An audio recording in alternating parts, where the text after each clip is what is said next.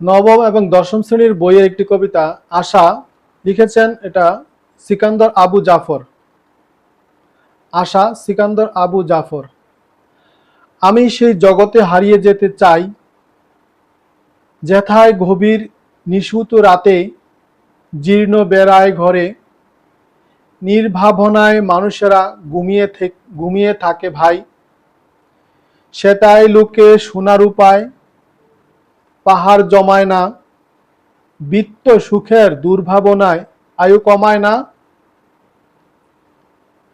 যেথায় লোকে তুচ্ছ নিয়ে তুষ্ট থাকে ভাই, সারাদিনের পরিশ্রমেও পায় না যারা খুঁজে একটি দিনের আহার্য ও সঞ্চয়।